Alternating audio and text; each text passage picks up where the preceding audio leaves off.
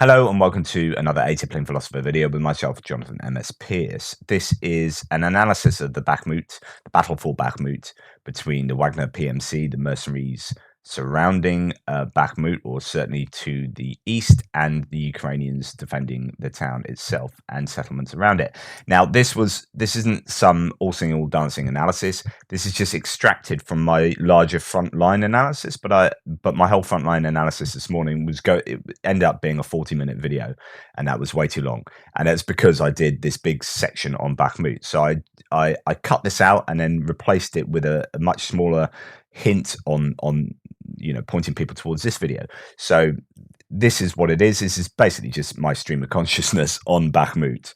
And it is that. I'm also ill, hence my voice being funky. I have multiple sclerosis, so illness gives me basically what's called brain fog. So I'm not as clear as I would usually be. Apologies for that. Do bear with me. I hope this is of some interest to you. Please, put your comments down below and have a nice, respectful discussion about what you think the outcome of Bakhmut will be. What do you think the best thing the Ukrainians should do, the Russians should do, given their intentions? And compare and contrast your ideas. Consistent fighting all up and down this front. And really that's the case until we get down to Bakhmut. And there's been a lot of talk about Bakhmut over the last couple of days, because there has been some territory being gained by the Russians. And I've been not all necessarily doom and gloom, but it's not looking great for the Ukrainians. However, there's a lot to say here, and there's a lot of qualification to be had. The first thing to say revolves around this place, Shpirny, just north of Bakhmut. It become north of Yakovlivka, Belarus, Berestov. There's Shpirny here, which has been on the front for some time. It's been fighting around there, but the Russians claimed yesterday to have captured it. This becomes mainly from this video, but it's just some guy inside a closed building without the possibility of recognizing the environment, and it doesn't really confirm anything. So waiting for better information. Some people are now calling that claim BS, that they don't hold Shpirny. So I guess we'll have to wait to see whether anything does come from there in terms of news. And down to Bakhmut, there are some claims about Soledar, that the Ukrainians in Soledar. So the Russians are in Soledar. So again, we wait to hear news about that. There's obviously pressure on all of these places. War mapper here, just showing the Bakhmut is under huge amounts of pressure from the south and the north. Let's look at some of the claims.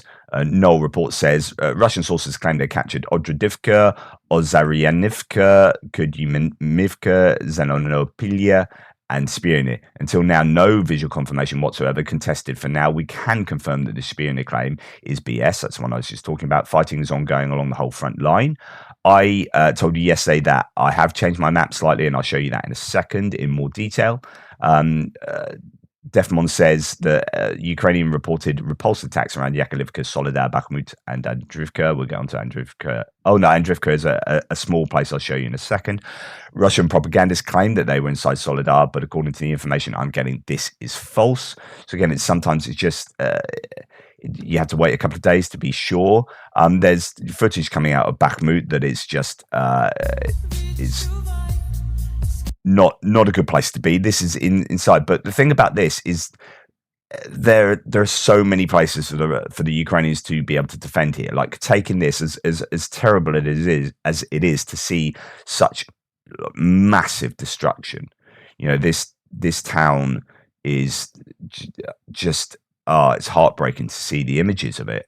But actually, this would make it very difficult as a place to overcome in a frontal assault. So this is why the Russians and the Wagner are working really hard to do an encirclement north and south. But that's just an indication of what the place looks like, which I think is always useful when we talk about these places on a map, just to get a sense of what these places actually are. Noel reports admits that the situation in Bakhmut and its surroundings is hard. We can't deny that. The Ukrainians are doing everything within their capabilities, but also suffers high losses.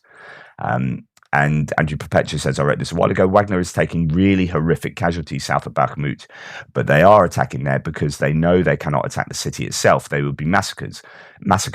casualties would rise dramatically, and that is always a fallback plan for Ukraine. So this is worth talking about a little bit. War in Ukraine did a video today where he talked a lot about the Wagner PMC sort of tactics. Essentially, what's going on here is that Wagner PMC are using a lot of recruits from the prison population. And in fact, this is a way that the Russians see of getting their prison population down. It's as simple as that. Send them all to frontline or put them all in factories working in around Russia in order to build stuff for the armed forces.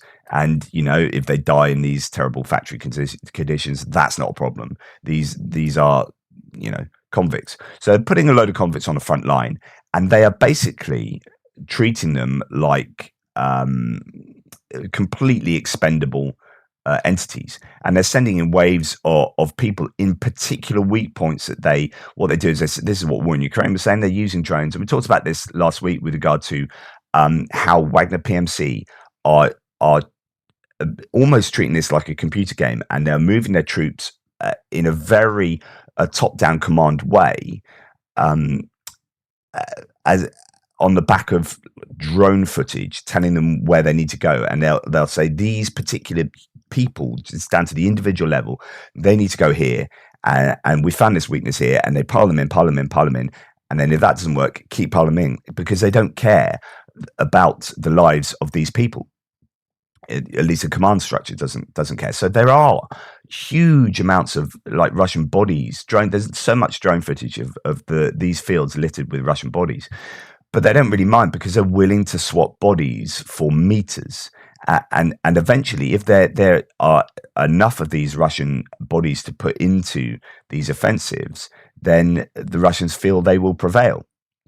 Whereas for the Ukrainians, you know, they care more about the lives of their soldiers. But this attritional warfare is costing the Ukrainians a lot as well, and it's who can hold out the longest. Now, given that, you know, these horrific losses, Andrew Perpetua then goes on to say, well, people are acting like Bakhmut is on the verge of collapse or something. It isn't. Bakhmut is stable. Russia really isn't threatening it at the moment. The area south of Bakhmut is under stress, but the line is still holding. There are many lines of defense, like a big onion. And so let's talk about that a little bit as we go on to talk about the area to the south of that, which is, just to let you know. So we've often talked about Opinion Ivangrad, but actually the last few days has shown that more intense fighting appears to be happening around Kodyamivka. Ozaryanivka has fallen to the Russians yesterday, and apparently Zelenopilya as well, and a tiny little place called Andriivka here, which doesn't even get named on a map. So when you zoom in, it doesn't turn up, but that is this place here, which I think has been lost to the Russians. There's a lot to be said about the terrain around here. First of all, there's a canal, and this canal, some people are saying so. Defamon has it. Sorry, it's not exactly where I was indicating it was there. There's a canal here. And he said there's a canal to the west of those settlements which provides a natural obstacle. This canal is only 15 meters wide, but still provides a challenge for the Russian dismounted infantry. So he says that's pretty important. And for a fully functional combined arms army, a 15-meter canal might not be much of a challenge. But with the current state of the Russians, this might be hard to cross. The Russians will be funneled to a kill zone into kill zones when trying to cross. And of course, they don't have the mechanized equipment there, the bridge building stuff. These guys are just predominantly on foot. But then he does go on to say, after a closer look at Ozaryanivka and Kodyamivka, I noticed both of them are located next to these passages over the canal. Control over passages over rivers, etc., are always important. So if those are still intact, then that presents a problem because they can get across this canal. Now, what is important to note around here are the trench networks that are extensive. So as we go into Klishchivka, so Klishchivka is this settlement just to the north of Kodyamivka, but there will also be sort of trenches all behind here. It's worth having a look at what there is. So these trench networks, and these are 2019 images, right? So these are from the Donbass war since 2014. There'll be far more of these, no doubt, in place at the moment. But you can see these trench networks are really extensive around here. Okay, so even if the Ukrainians were to lose somewhere like Klishchivka, this settlement here, then which has an elevated position here, so actually it makes it more difficult to take. So there is an elevated position, but even if they did lose that, the Russians would really struggle to take these trenches. I mean, you see how long it's taken them to take trenches in other places. We're talking weeks and weeks often. Now, if there are these sort of trench networks set up behind these towns or villages, all the way back to Bakhmut, then encircling, even if they have taken Ozaryanivka and are looking like they might take Kodyumivka, then continuing that encirclement process is difficult. They're going to find it very, very tough going and attritional in terms of losing huge numbers of troops to take these trenches. Yes, they are using mortar fire and grenade launchers effectively, but at what cost? Is that sustainable for them going forward? And the same will no doubt be the case north between Soledar and Bakhmutsky and Bakhmut itself. Yes, they've got this petrol station here, this gas station on this elevated point just around here, but that is coming under quite a lot of fire. I showed you some thermal imaging of that being attacked at night. But there will be entrenchments, no doubt, on these tree lines to the north of Bakhmut. The point is that Bakhmut itself is incredibly well defended, and a frontal assault and a fighting through the streets will just be so expensive in terms of cost of lives for the Russians. But even continuing an encirclement will be incredibly expensive, because this is no easy task to continue. Yes, they might have taken a couple of these settlements, and that's not to say that the Ukrainians won't push back and regain those settlements. But even if they don't regain these settlements, the Russians advancing further on is easier said than done, right? So, yes, things aren't looking great around Bakhmut, but the long-term prognosis for the Russians is not easy. You know, any kind of encirclement will be really difficult for them to do this, and to do this, even to get that far, is perhaps might take months, and again, at what cost? The last thing to say on this before I move on, because I spent long enough on this already, and I'm sure you're getting annoyed, is this might be an advantage for the Russians. Okay, there are only a couple of supply routes, GLOTs, ground lines of communication, they're called, into Bakhmut. So you have for the Ukrainians, you have this line, this road down into here. You've got another road into there, and this more main road through Ivanivsky there. Now, the problem for the Ukrainians is if the Russians start being able to encircle or get fire control. So, for example, from this area of elevation here, you can get fire control over these lines of communication, and likewise, these places will be these roads here will be under threat if the Russians can move further forward. If we look at how far that is at the moment from there, from here, so why are you not working for me? There you go. Okay, so at the moment that's 9 kilometers, right? So if we move a little further on, now that's suddenly 5 kilometers. Okay, so if they do take Klishchivka, then this road into Bakhmut becomes unstable and possibly under fire control.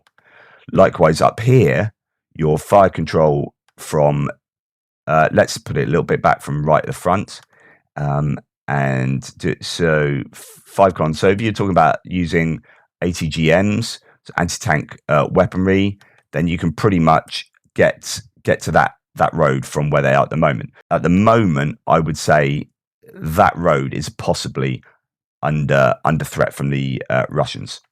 So worth considering, and that makes life in Bakhmut even more difficult. And in true Columbo style, one last thing, man. One more thing, man. Okay, let's look at the topographic map. So this is Klishchivka. So just to remind you of